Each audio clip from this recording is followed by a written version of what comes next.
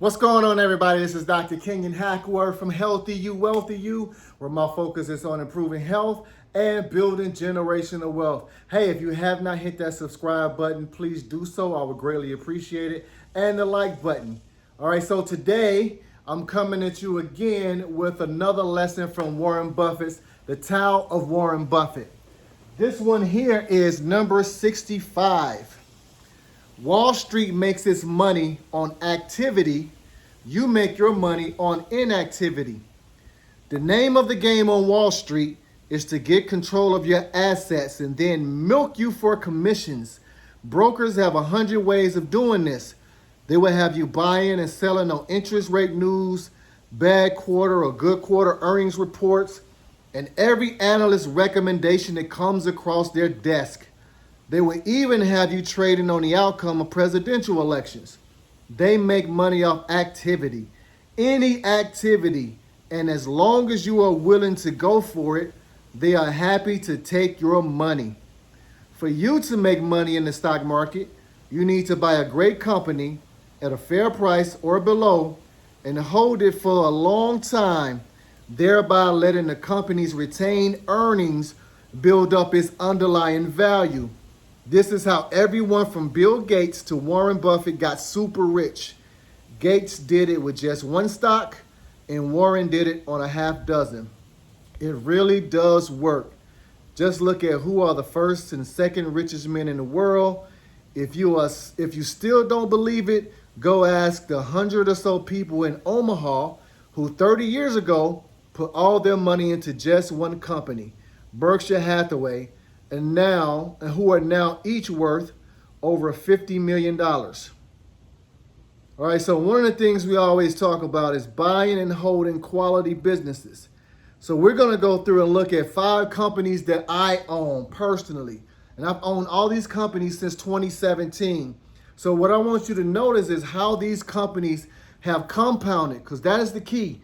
The key is how your money compounds for a long period of time. It all comes back to understanding the rule of 72. The rule of 72 says you take 72, you divide it by your growth rate, and it tells you how long it takes for your money to double. So we look at this portfolio analysis from 2017 up through May of 2022. You have 5 companies here: Amazon, Apple, Lowe's, MasterCard, and Alphabet, which is the parent company of Google. If you look at this is a hypothetical $100,000 invested. So that's $20,000 in each one of these companies that was bought and held. Nothing else was added. There were no changes to the portfolio other than reinvesting the dividends that were paid by the companies that paid dividends. So $100,000 invested. The key is, now it doesn't matter if it's $100,000 or $1,000, depending on what your financial situation is. The key is the rate that your money compounds. So you see here, portfolio 2, which is the companies listed, compared against the index. So 100,000 would have grown to 363,000 from 2017, compounding at 26.88% a year, compared to the index, which compounded at almost 14% a year. Now let's say that same amount of money was invested 5 years earlier in January 2012, as opposed to 2017. Now that 100,000 would have grown into $1 million, compounding at 25% a year. Notice the consistency. The consistency is all about how these companies perform in aggregate. So you're not dependent on one company to build your wealth. You're getting a group of great businesses and allowing these businesses to compound, and that's what builds your wealth. So they compounded at 25% a year, comparing that to the index, which compounded at 14% a year. Now let's take it back a little bit further. Let's say you invested in January of 2008. Now that's January of 2008. That is before the housing market. That's the year of the housing market crash.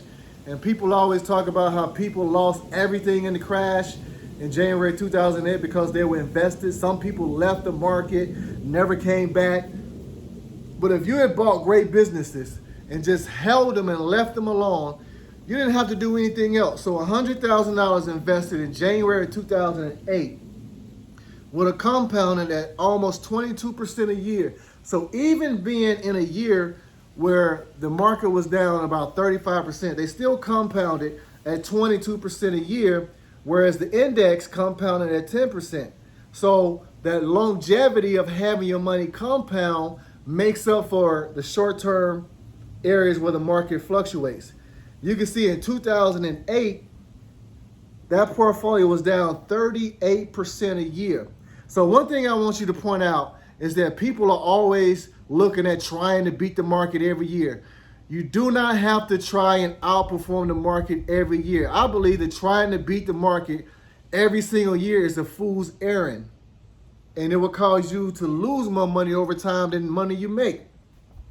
So if you look at here, these areas that are circled, these years that are circled, these are all the years that this particular portfolio of these 5 companies underperformed the index. These 5 years that underperformed the index, including the last 2.